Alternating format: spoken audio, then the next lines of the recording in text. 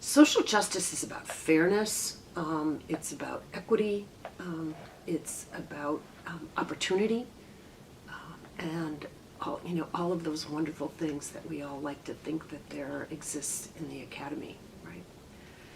I think this morning, today, I think one of the most impressing social issues is for those of us who are in a position to share our knowledge and to guide other people is to help the next generation and even our own generation cut through this culture of lying that seems to exist right now. So that's kind of a lofty issue, pressing issue, but I think it applies to everything that we're doing. One of the things that we've been able to do is actually bring some of the Native American community members to Case Western, to invite them to events that are intergenerational, that involve academics, that involve Native elders and younger Native people in our community, and as well as guests, Native people coming in from other places.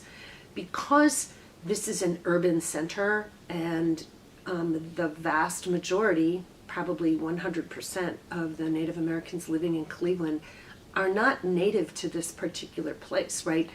We now have 3 generations living in Cleveland, but the first generation came here in the 1950s and 60s under the federal relocation program. And they were isolated in little mini ghettos and just kind of left here during that program to fend their way.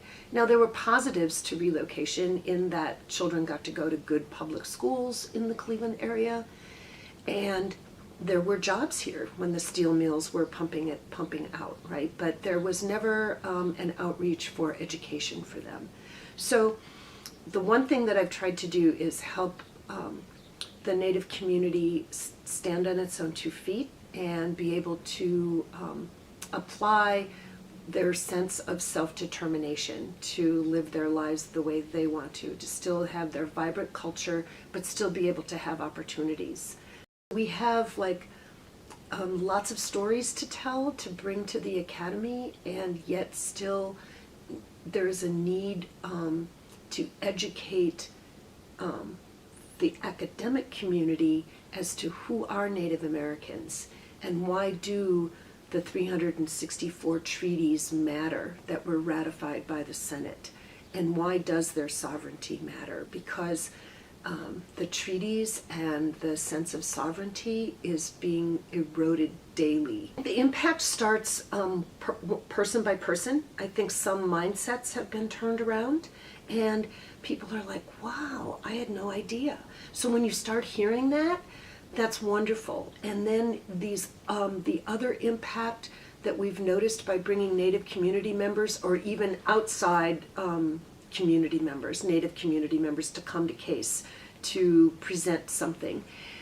People will come out and say, oh, this is wonderful. I can come here and meet other Indians. For example, a brand new medical student last year, Native American from one of the reservations in Oklahoma, came and didn't know how to meet other Native Americans here. And so Case is now providing a middle ground, a meeting place for academic Natives who tend to be isolated, as well as our local community members and those Native community members who are college educated and have big important jobs, but they don't have the time necessarily to meet a lot of other people because their lives are busy.